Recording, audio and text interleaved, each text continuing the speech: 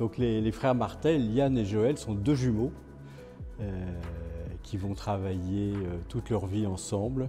On a du mal à séparer et à comprendre qui a fait quoi, mais ils ont tout fait ensemble en fait. Et ils représentent un peu le courant de la sculpture moderniste, la sculpture qui exprime le mouvement. Ça va être les sculptures du mouvement. Donc l'auto, l'aviation, le cinéma, tout ce qui est nouveau pour la société des années 20. Les voitures, c'était les taxis La Marne, mais qui n'étaient pas modernes. Tout d'un coup, ça devient les torpédos juste après la guerre de 14.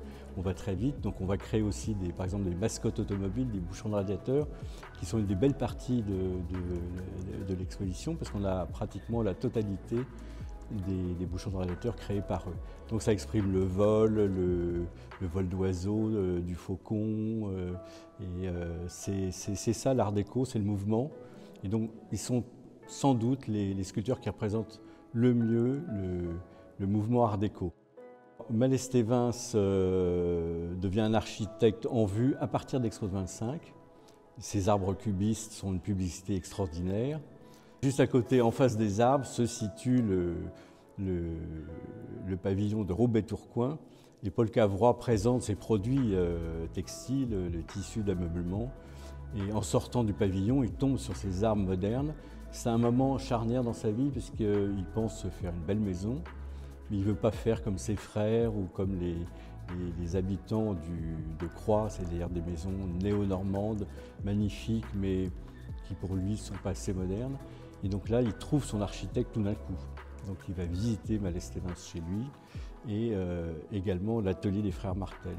Donc c'est à ce moment-là que naît une sorte de trilogie. Paul Cavrois va faire confiance totale à l'architecte et il va peupler la villa d'ailleurs avec les productions des Malestévince, des frères Martel. Malestévince se méfie, enfin c'est l'un des seuls qui va faire appel à d'autres artistes, donc ça c'est important.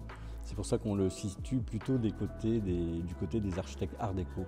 Mais il veut absolument que la sculpture soit pas vous voyez, une sorte de, comme au Grand Palais, un amas de sculptures qui est plaqué sur l'architecture et qui la cache d'ailleurs. Donc lui, il veut que ça vraiment, il l'écrit dès 1911 dans une revue qui s'appelle Techné. Il dit voilà, la sculpture doit être assujettie finalement à la sculpture.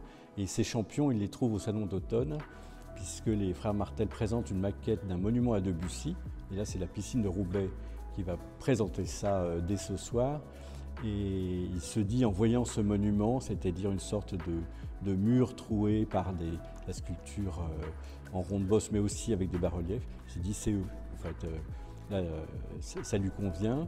Et ils vont travailler d'arrache-pied pendant plus d'une quinzaine d'années.